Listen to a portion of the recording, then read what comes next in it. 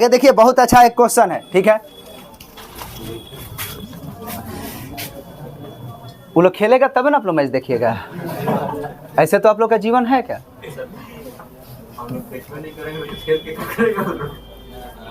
आप रह सकते हैं बिना देखे, ऐसा हो जाए तब जिंदगी सुधर जाए। ये सिखाओ सिखाओ गुरु माई बाप चाचा चाची बाप पितिया सब लोग परेशान बा। क्या देखे कहाँ देखे कितना देखे, क्या बोले कहाँ बोले कितना बोले, अगर ये आ गया तो जिंदगी में कुछ और सीखना ही नहीं है, क्योंकि इसी से सब हो जाएगा। देखिए एक क्वेश्चन है, एक कार्यशाला में सभी कर्मचारियों का औसत वेतन 18,000 है, 7 तकनीशियनों का औसत वेतन 24,000 है, शेष कर्मचारियों का औसत वेतन 12,000 है। कार्यशाला में कर्मचारियों की कुल संख्या कितनी है?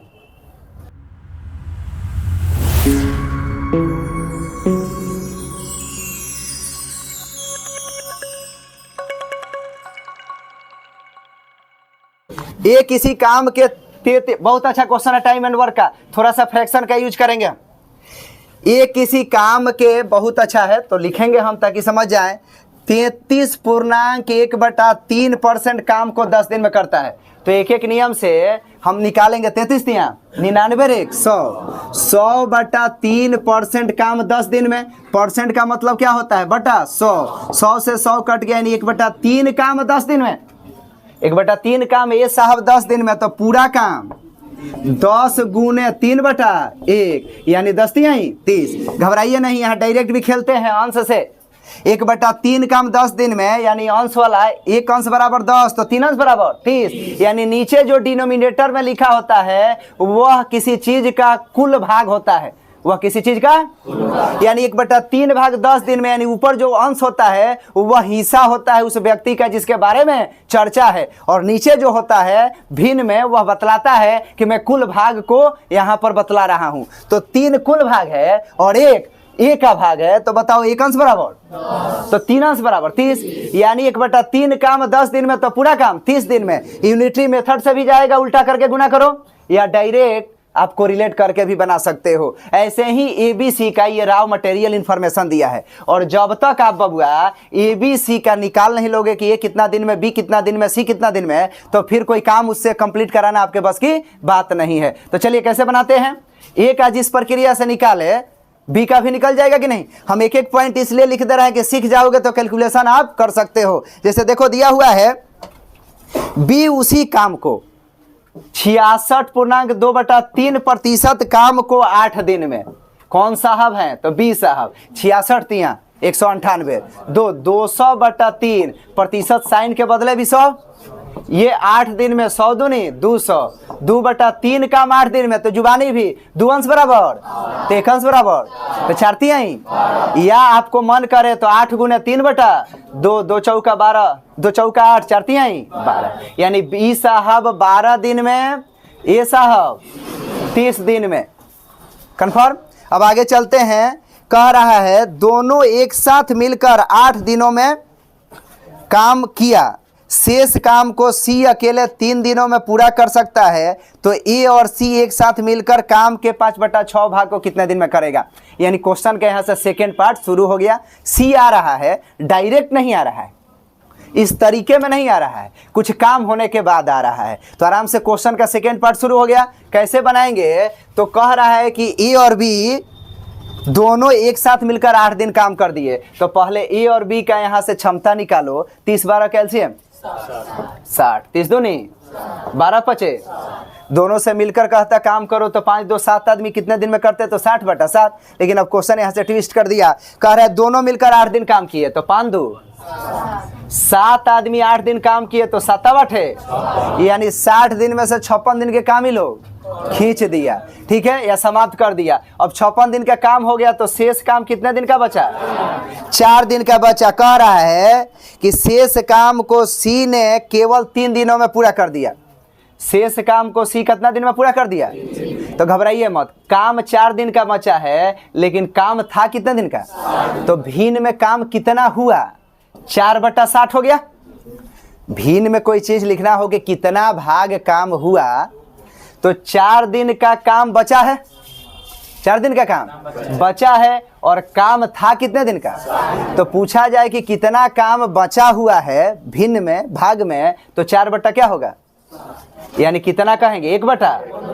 अब क्वेश्चन हम लोगों से कह रहा है कि सी साहब, ये बचल के काम ना कर रहे हैं, सी साहब 1/15 काम को कितने दिन में कर रहे हैं, 3 दिन में। तो 1/15 काम को 3 दिन में कर रहे हैं, तो एक अंश बराबर, तो 15 तिया, या वहां वाला मेथड फ्रैक्शन मेथड क्या कर देंगे, 3 × 15/1, यानी क्या हो जाएगा 45 दिन। अब क्वेश्चन हम लोगों से कह रहा है कि ए और सी मिलकर इस काम के 5/6 भाग को कितने दिन में करेंगे। इसका अर्थ है कि जब तक ए बी सी की क्षमता आपको पता नहीं चलेगी, आप क्वेश्चन बना सकते हैं क्या, क्वेश्चन बना सकते हैं नहीं। यानी क्वेश्चन को कैलकुलेशन के बाद आप डायरेक्ट क्या करें कि ये 30 दिन में, बी 12 दिन में और सी 45 दिन में कर सकते हैं। काम को ए और सी से कराना है, 30 12 45 कैल्शियम 90 हो जाएगा, 12 से कटेगा 90, 180, 30 छक्का 180, 12 15 है 180 और 45 कह रहा है तीनों नहीं, ए और सी से काम कराना है। तो ए और सी को आदमी हो गए 6 4 10 आदमी। कह रहा है कि ये 10 आदमी इस काम के 5/6 को कितना दिन में करेंगे। पूरा काम करना होता तो 180/10 18 दिन में, लेकिन क्वेश्चन कह रहा है इस काम के 5/6 काम को कितना दिन में करेंगे। तो काटिए तो 36 18 पंथी आई, यानी ए और सी मिलकर इस काम के 5/6 काम को कितना दिन में करेंगे। अब घबराने की जरूरत नहीं है, यहाँ पर टाइम एंड वर्क का कैलकुलेशन का कुछ टाइप और कुछ आगे का पार्ट क्या किया है, जोड़ कर पूछ दिया है। जैसे कैसे आप जाते हो तो कभी कभी कोशिश करते हो कि हर चीज़ मतलब प्रॉपर वे में मिले, तो ये मिक्स क्वेश्चन हो गया। टाइम एंड वर्क का कैलकुलेशन प्लस कुछ कंसेप्ट है, और ये सब टुकड़ों में सीखा रहता है। आदमी क्या करता है, कैलकुलेट करते हुए तुरंत 30 सेकेंड में खींच सकता है आदमी। चलिए आगे देखते हैं।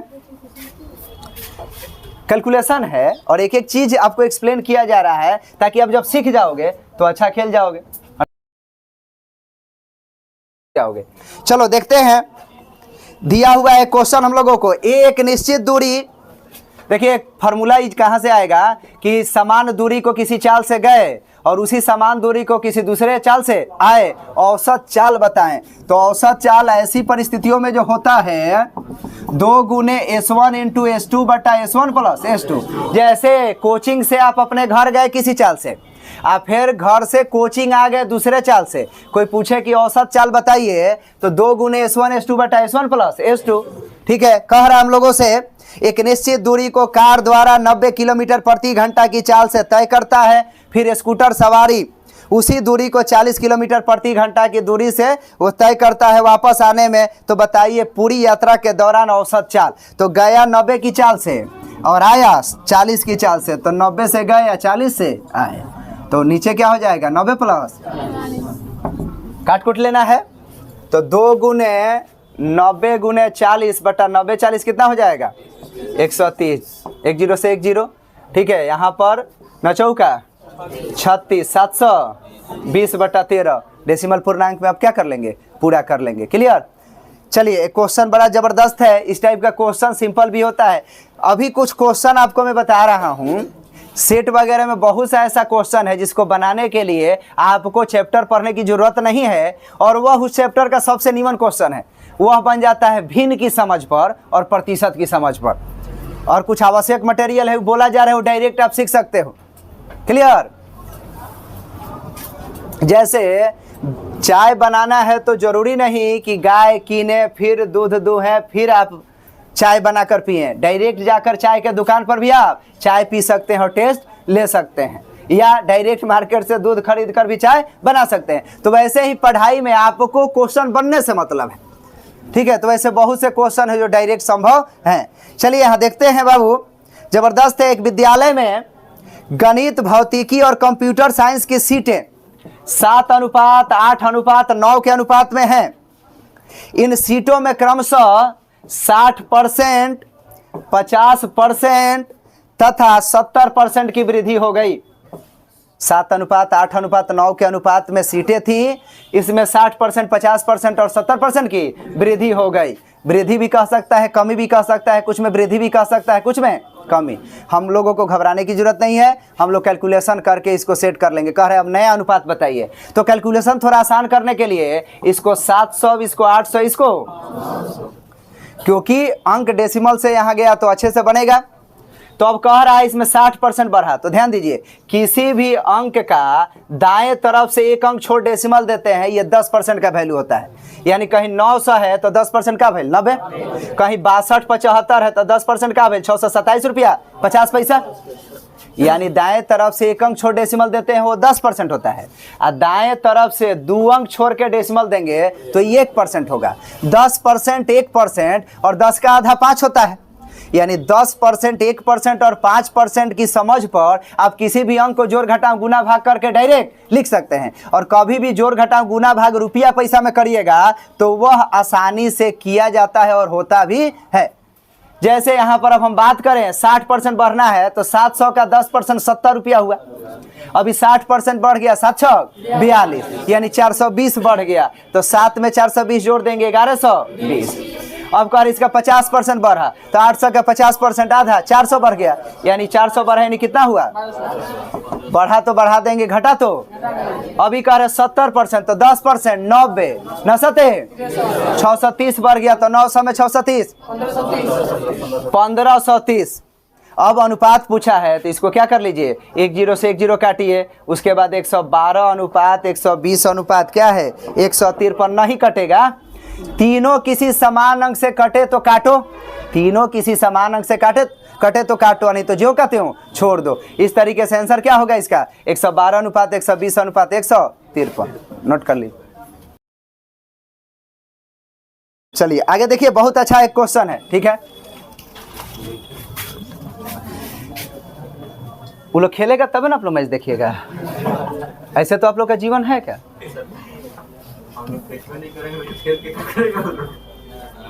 आप रह सकते हैं बिना देखे, ऐसा हो जाए तब जिंदगी सुधर जाए। ये सिखाओ गुरु माई बाप चाचा चाची बाप पितिया सब लोग परेशान बा।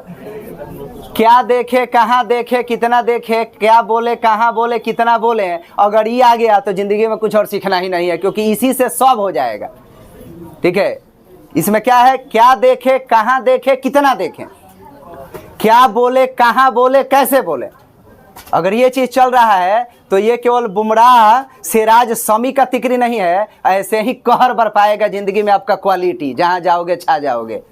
ठीक है, क्या बोले, कहाँ बोले, कैसे बोले, क्या देखें, कितना देखें, कैसे देखें, नजरिया जिसको कहा जाता है। ठीक है, ये सब चीज ही आपको तरक्की दिलाता है। चलिए इसमें देखते हैं, एक विद्यालय में गणित, भौतिकी और कंप्यूटर साइंस की सीटें, ये तो हो गया 7 8 9 वाला है।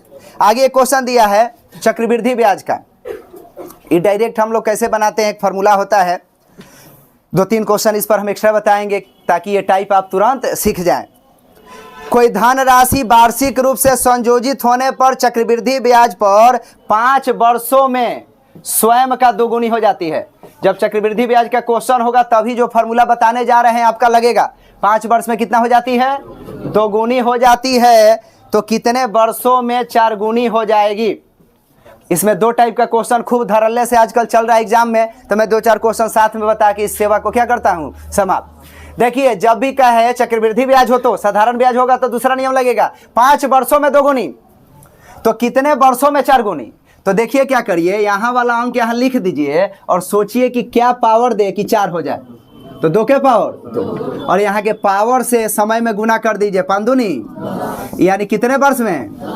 घबराइए मत, 2-4 क्वेश्चन देखिए और बनाइए, सेम टाइप है। 6 वर्ष में कोई धन राशि चक्रवृद्धि ब्याज से 2 गुनी हो जाती है, कितने वर्ष में 8 गुनी होगी। तो यहाँ रख दीजिए 2, पावर क्या दें 36, यानी कितने वर्ष में।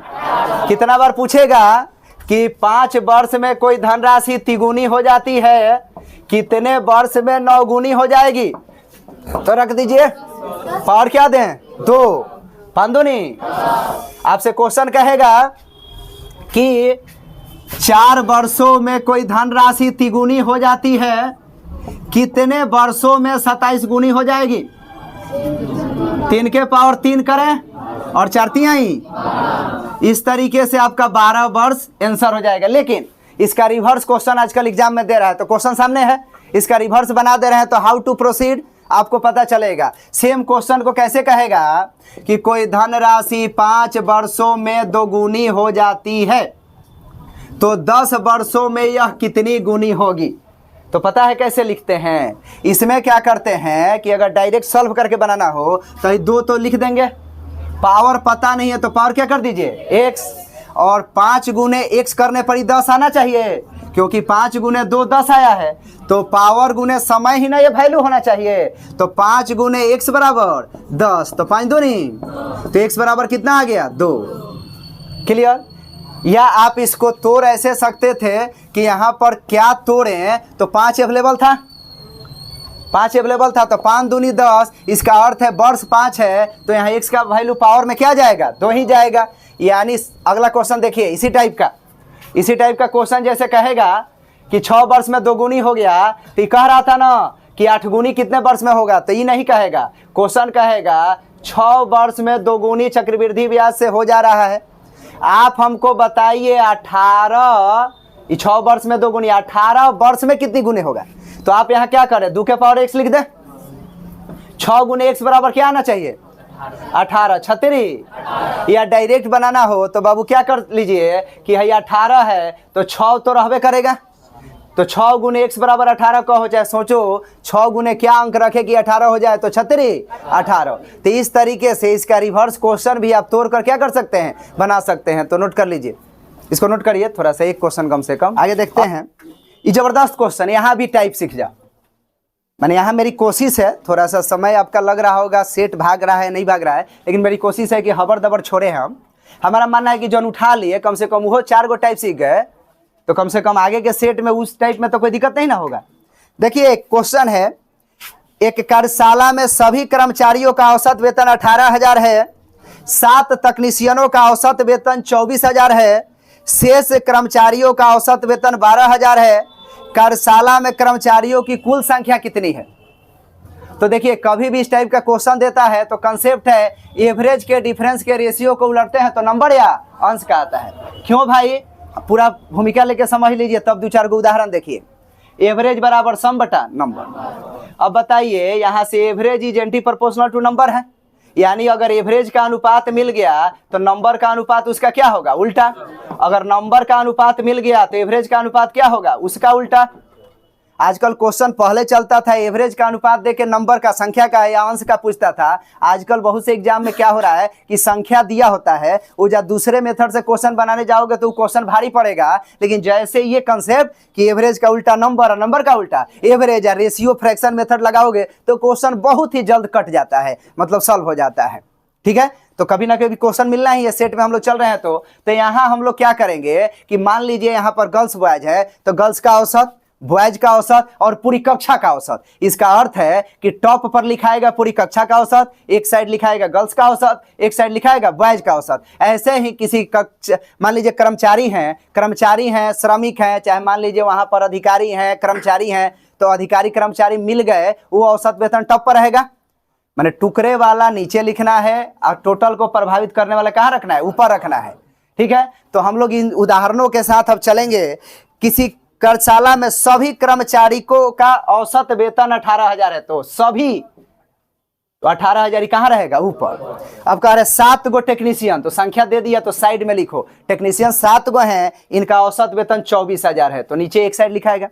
अब कह रहे हैं शेष श्रमिकों का औसत वेतन 12,000 है, इधर लिखाएगा। यानी अब के बाद कोई भी क्वेश्चन इस पैटर्न पर होगा तो आप क्या करेंगे, संख्या उंख्या देगा उसको साइड कर देना है। कभी कभी टोटल संख्या भी देता है और कभी कभी किसी एक का संख्या देता है। तो अनुपात जब तक नहीं निकलेगा, अनुपात का योगफल बराबर योगफल, अंतर बराबर अंतर, ए बराबर ए, बी बराबर बी, कमी बराबर कमी, वृद्धि बराबर वृद्धि, कंसेप्ट नहीं लगेगा।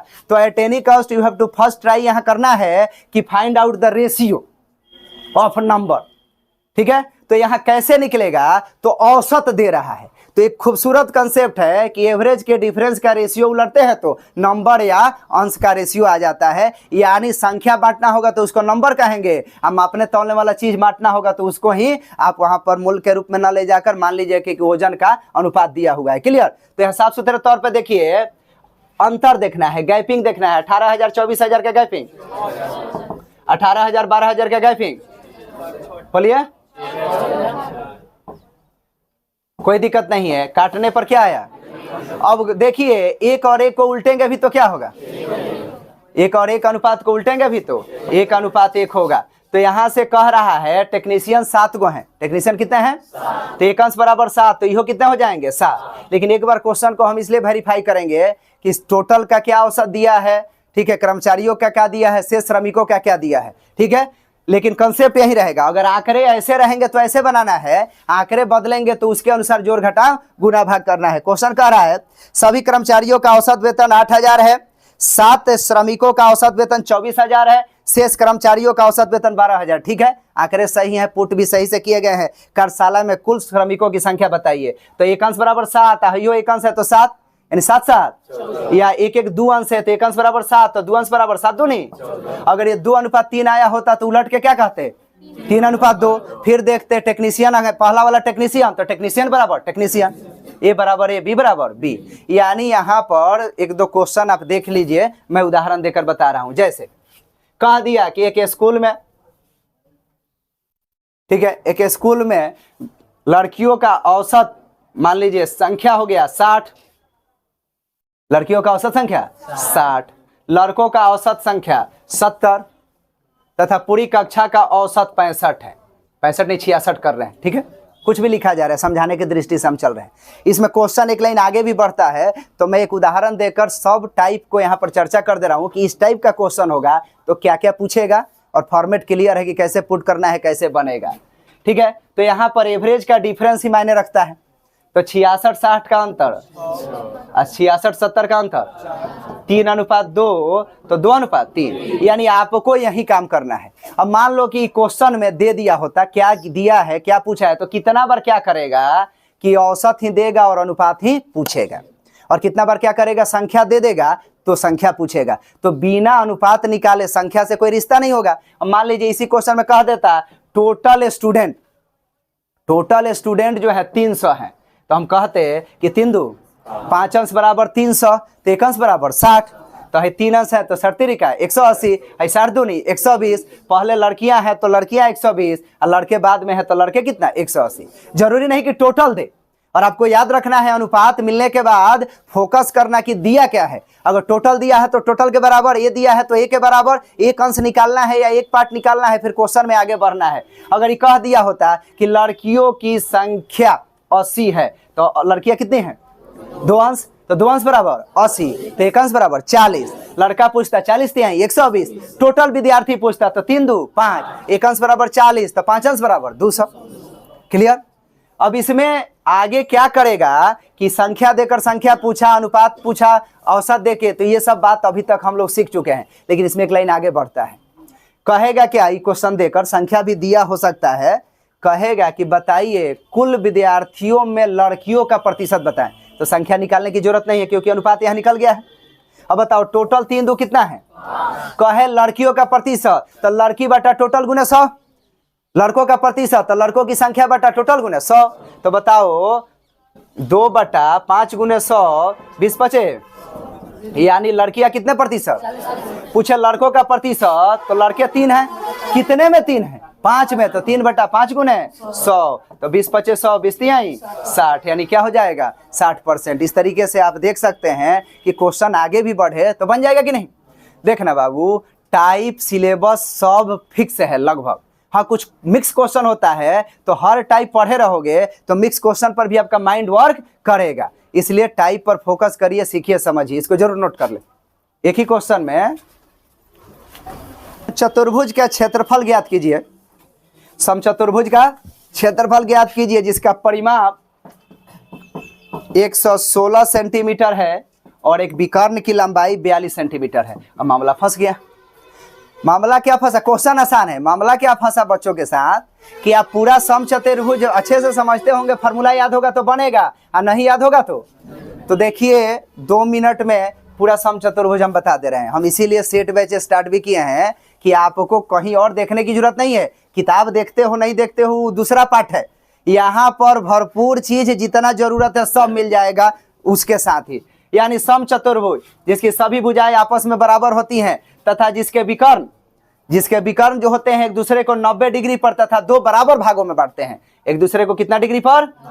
तथा दो बराबर, यानी 16 है विकर्ण तो 8-8 हो जाएगा, 12 है तो 6-6 हो जाएगा, यानी विकर्ण को 90 डिग्री पर भी तथा समद्विभाजित। अच्छा, सब 90 है तो हई बताइए, अगर छोटा एक त्रिभुज कोई उठा लो तो हई 90 के सामने का कर्ण हो गया। आई भुजा है, यानी किधर भी देखोगे तो कर्ण का रोल कौन कर रहा है? भुजा। इसका अर्थ है कि हई क्या है? d1/2, हई क्या है? d2/2। विकर्ण का आधा है ना, यानी किसी भी एक छोटे से त्रिभुज में देखने जाओ तो कर्ण का रोल भुजा किया तो a², अरे समझे हो ना, h² बराबर p² प्लस।